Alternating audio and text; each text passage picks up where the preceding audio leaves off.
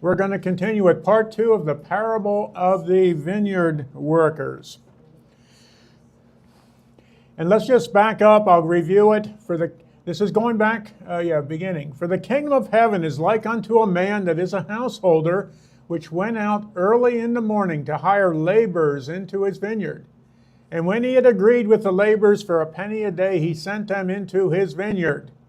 And he went out about the 3rd hour and saw others standing idle in the marketplace, and said to them, Go ye into the vineyard, and whatsoever is right I will give you. And they went their way. And he went out about the 6th, 9th hour, and did likewise. And about the 11th hour he went out and found others standing idle, and said unto them, Why stand ye here all day idle?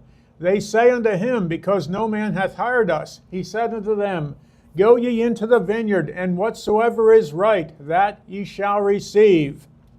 Now what's meant by, this was last week, what's meant by the vineyard? Hours. And what's right? Why is there something right in the denarius? And we ended up with this diagram, which I had to help remember. And if you look at the graphics there with the words, the denarius is the literal view. And when Jesus describes the parables and so forth, there's a literal view which acts as a distractor, and the literal view does not have to make perfect sense. In 2,000 years, everyone's tried to make the literal view make perfect sense, and it doesn't in some cases, and then they have to make up all this stuff and mistranslate words.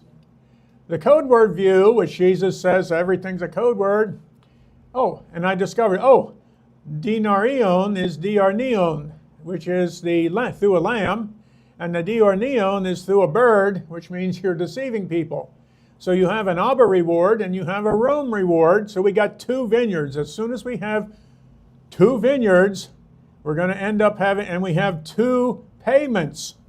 Oh, this changes all sorts of things, and we'll see what happens. So let me just go to the,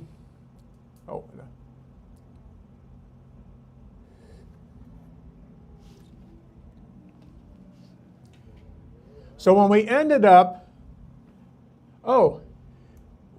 if we take the 1st, 3rd, and 6th vineyard, and we wrap around 7, and we go back to 1, 2, and then get 4, we have all 5 nodes in the 7-pin model, which is part of the 10-pin model.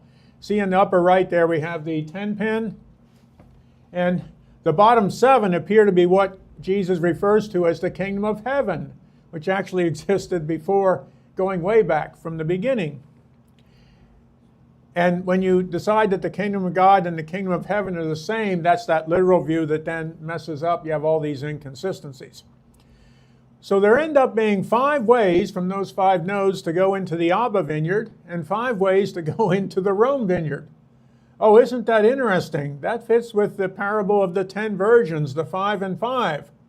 And we'll cover that soon, because when I went back and re-looked at the 10 virgins, there are all these little hints that fit in with this idea.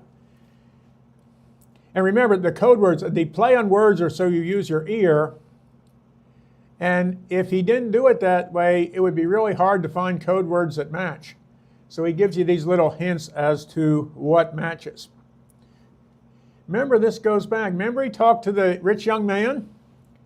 And he says, what do I have to do? Well, no killing, no adultery, no stealing, no lying, honor parents, tradition. Well, those are all in those 5 nodes. And what does Jesus say? He says, you need to sell out of yourself the essential attributes and go and give to the poor. And that essential attributes doesn't mean his riches. And there's an ambiguity there, and he's supposed to give up his motivations, his essential attributes, and take Jesus and give those. So he needs to go back to the covet node. He needs to go back to the beginning, and he has to, love your neighbor as yourself. He says that twice in Matthew, 5 times overall in the Gospels. Paul repeats it. And in modern churches, whenever you hear and you need to love your neighbor, and you don't hear the as yourself, which is the feedback, it's a little hint, Why didn't you say as yourself? Because when you say as yourself, it means I'll love my neighbor, but I won't do things God says not to do. If I can convince you you need to love your neighbor, that means whatever they're doing in the world, you need to love them and accept that, even though God says that's not really acceptable. And so that's a little tip-off. And so I always listen for that to hear when that's there. What does he say then? Give of yourself, or sell them out, give my attributes to the beggars, those wanting the good news. If you go give to the beggars wanting the good news, which could involve helping people with things, you'll get treasure in heaven. That is in the good vineyard as the kingdom of heaven, because there's a good and bad one. What if you give all your wealth to the poor, the destitute poor? Well, the world will say, oh, you're so good, and you'll have treasure in the Rome vineyard, in the power vineyard, the one of the earth. We've got two kingdom of heavens. And notice the young man goes away annoyed, not sad. Because the two choices Jesus gave him, if you take the literal one and give all your money away, or you reorient what you're doing and go help the beggars wanting the good news, either way, you've had to change. And so but we have that. And so this fits in exactly. Remember, we're not cherry picking a verse. We're going back 10 verses, 10 verses into what was just said. And so that's what you want to do, is just go back a little bit. Okay. Today, let's do the second part. So when even was come, the Lord of the vineyard said unto his steward, call the laborers and give them their hire, beginning from the last unto the first. And when they came that were hired about the 11th hour, they received every man a penny. But when the first came, they supposed they should have received more, and they likewise received every man a penny. And when they had received it, they murmured against the good man of the house, saying, these last have wrought but 1 hour, and thou hast made them equal to us, which have borne the burden and heat of the day.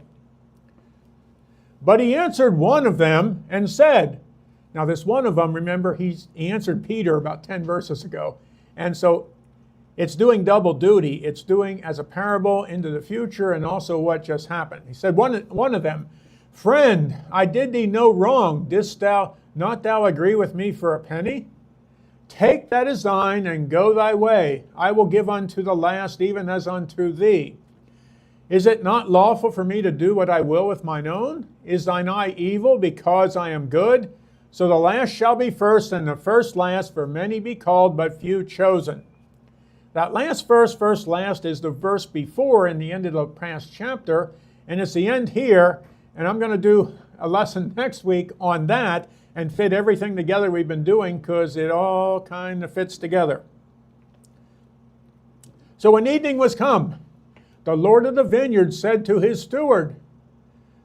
Now remember, we said there are two types of payments, right? In the code word view, you can get through a lamb. In the Abba vineyard, through a bird. And bird means you're denying Jesus, is what the plain words means. In the Rome vineyard. And Rome doesn't mean just the Roman Empire. It was also a Greek word that meant power and might. So we get both of those in there. Now the epitropo is the overseer. If we split that up where it comes from, it says epi on tropo, the way or manner of style. I wonder if the epitropo, the steward, is going to give rewards based on the way or manner of style in which they've been working in the vineyard, based on Abba or Rome.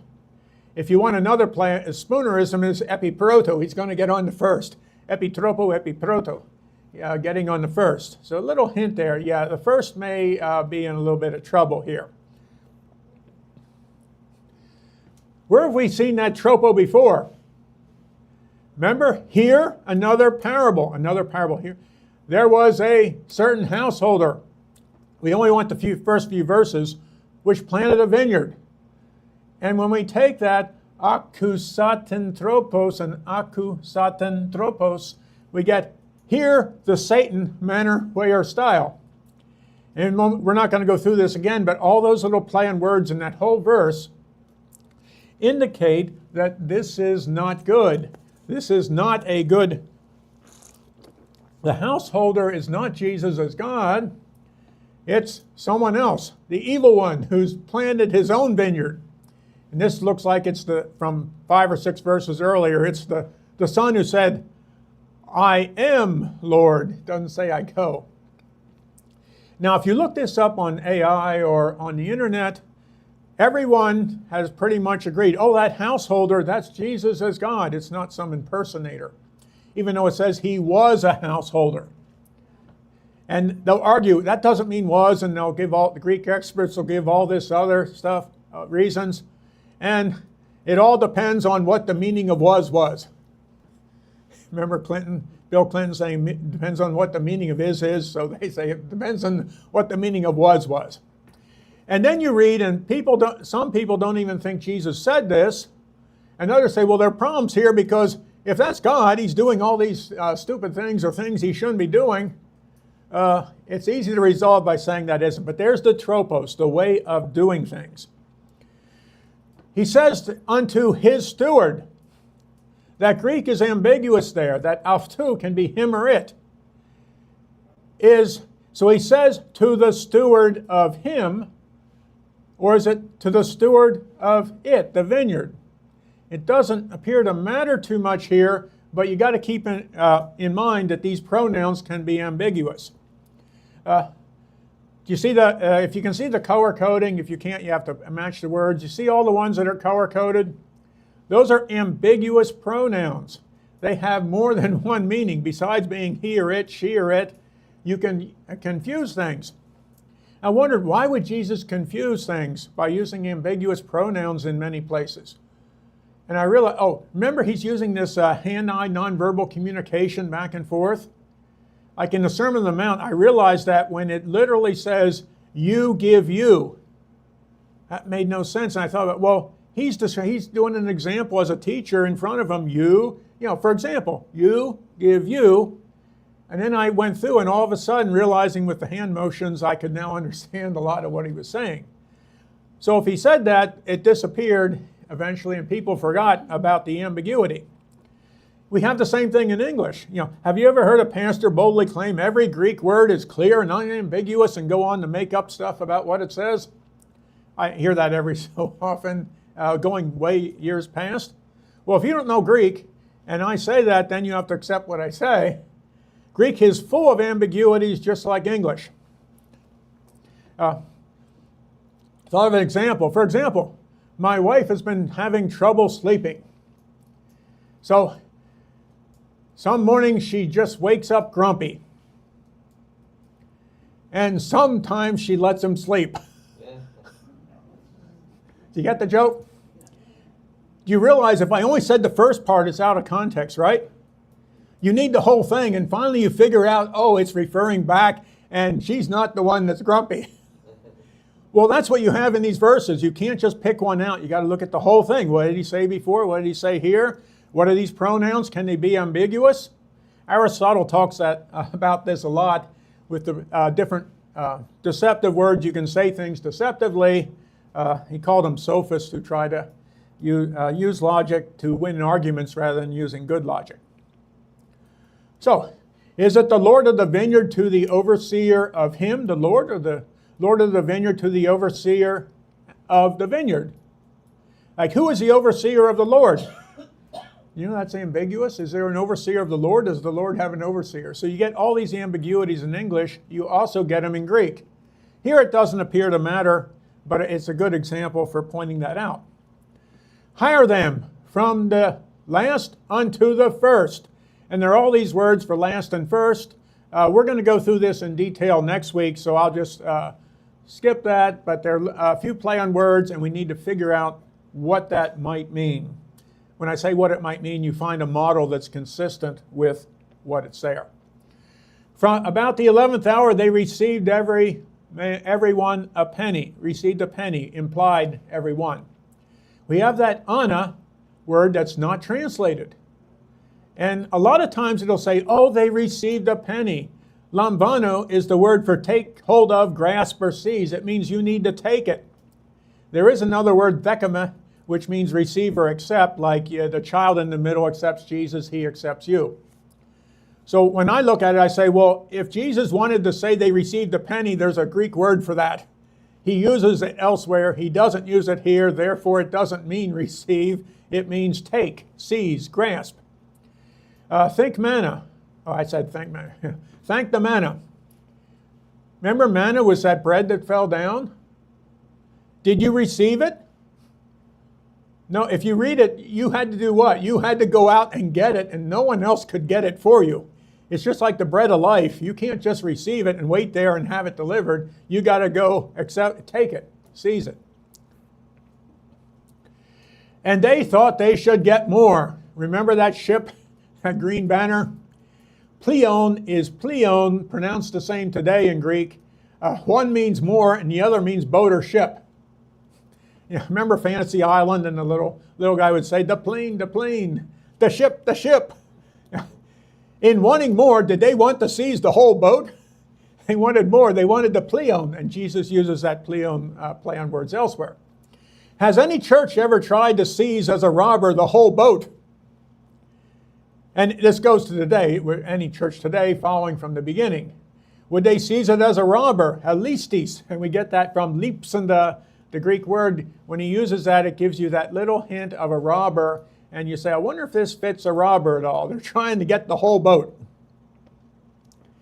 And in there, remember the ke means and, but if you put a vowel after kea, we get this idea of burning. So throughout the whole thing, the secondary meaning is, oh, there's some burning going on here, or possible burning. Why? Because if they follow that and they think they should have the whole boat, that's not good. Then we have that word amma and anna. Remember, 3 verses. And they went out early. There's a word there, amma. They don't translate it. Why isn't it translated? Amma means at the same time. Think of Jesus saying, and they went out together early. He's taken all his disciples with him. That's what he's talking about. So we're taking everyone out. Okay. Now that they received a penny, they took every man a penny. It says Anna, above, like in born again, born from above.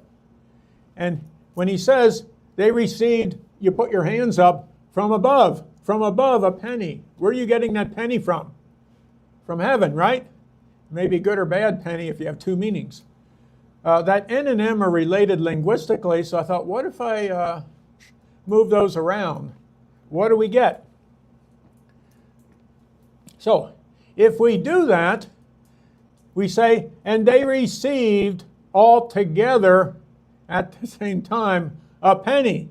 Oh, they were all together when they got this. It wasn't just from above. So if we do that, oh, those working in the true vineyard get paid together at the same time through a lamb. Those working in the false vineyard get paid all together at the same time through a bird by denying Christ. Oh, that sounds similar to the sheep and goats. And so he said so when even has come, call laborers, give their hire, beginning from the last unto the first. When you do that, it means you're ordering them right from last to first. Now, I taught computer science for a long time. I do it a lot. When you sort, there are ways to sort. Ascending goes low to high, descending goes high to low. But if you have a composite key, that means 2 things. You have to decide how to sort. And we have that here. Oh, he's saying sorting from beginning to last, but if they get paid differently, what do we get? So I thought of this, and I'm going to use a playing card example. You've all played with 52 cards, right? A playing deck. Some decks have a joker, which is a nice gesture. Jester. Do you know that playing card shops have many special deals just for you? And you can buy 4 suits for the price of a deck of cards. Now, that suit joke may wear thin, but yeah. So there's a deck with these. You're more familiar with that, right? JQK and ace being 1. For the time being, we're going to play cards, and we're just going to put the numbers in from 1 to 13. And you're going to get dealt a deck of a hand of cards. So, The literal view says, oh, you get dealt a hand of 5 cards, and you're going to order your cards from high to low, 11 to 1. Yeah. So, in fact, if you take the literal view, it's like join the club, right? Because we got clubs there. And they'll club you with that literal view saying, oh, that's what they are. Everyone gets received the same thing. The problem, though, is we have a composite key. You can either be working in the Abba vineyard getting a heart, or working in the Rome vineyard getting a spade. You're digging up all this dirt, right? The earth, the house of sand and everything. If we order them that way, we might put our deck of cards in our hand this way. 11s, 9s, 6s, 3s, and 1s. But when you're in the computer science, or you're sorting, the other way to sort, there are 2 ways because there are 2 values, is we could sort this way. We could sort by all the hearts and then by all the spades and then order them. How many people, if you ever play cards, sort your hand that way a little bit? You could do it either way or just put them random. But that's a card sorting example, but the same thing happens when you actually do a algorithmic sort. Oh, if we do this from last to first, guess what we got? We got a grouping of all the hearts first at the same time all together getting paid through a lamb, and we get all the spades next getting paid all together through a lamb, or not through a bird, together. Oh, that sounds just like the parable of the sheep and goats. Oh, there are a lot of connections there. You're getting paid different things. And this all follows as soon as you say you're going to order them, and you have more than one way to do it, or hearts or spades, you get this naturally. So, the sheep is represented by a heart. They're working in the good vineyard. They're going to get paid the arneon through a lamb. And in general, Jesus uses the word that they are good. They are kala. And the plan words there is that they are raka. Raka, remember, means you don't do what the council wants. And you've effectively called them raka, and of course they crucified Jesus for being raka, not doing what the council wants.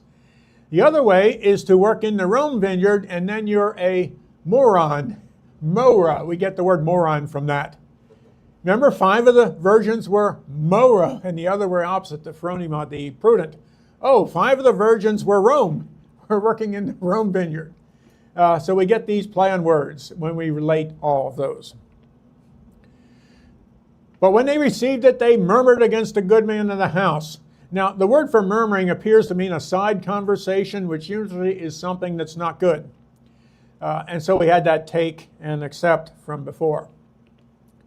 Saying, these last have wrought but 1 hour, and thou hast made them equal to us, which have borne the burden and heat of the day. Oh, they're heavy. They're worth more.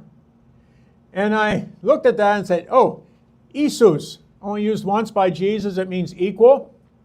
Now, I left out when, at the Last Supper, he says, this is my body. He doesn't use, he just says is. He doesn't say equal.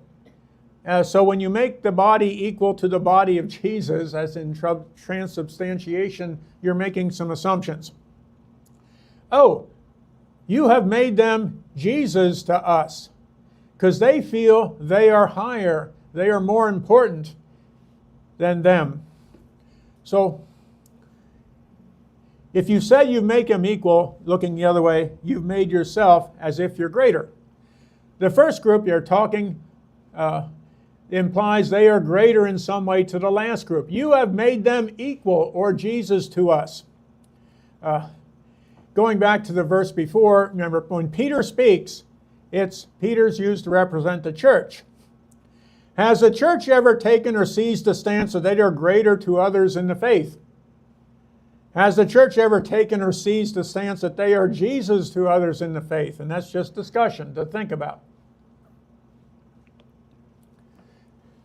Now, The next word is vastazo, lift up, bear, carry, but it can mean exalt or have in mind.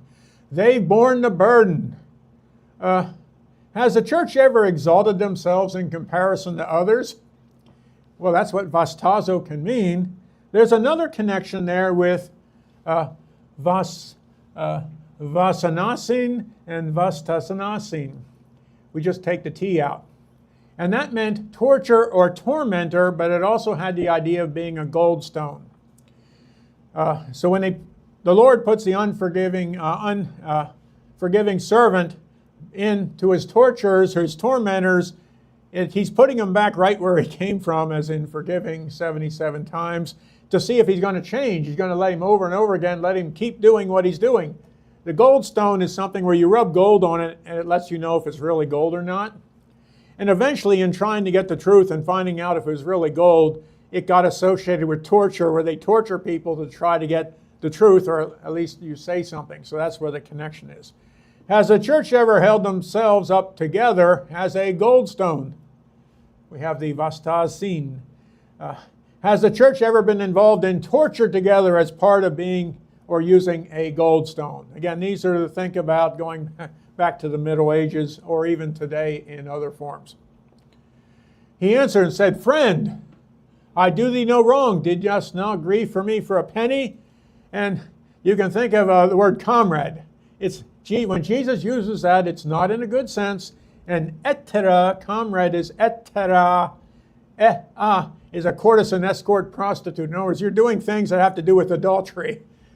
So he uses that in that sense. If he wanted friend, you'd use philos, like Philadelphia. Love of brothers or brotherly love. That may not represent the present-day Philadelphia, but that's what the word means. There is a word for friend. He didn't use it. He used this other as a comrade, a business associate, and so forth. He had agreed with the laborers for a penny a day. That agreed is symphonisas. You've heard that before, right? Symphony, a symphony orchestra, they're playing all together. And the symphony, we get that, yeah, agreement.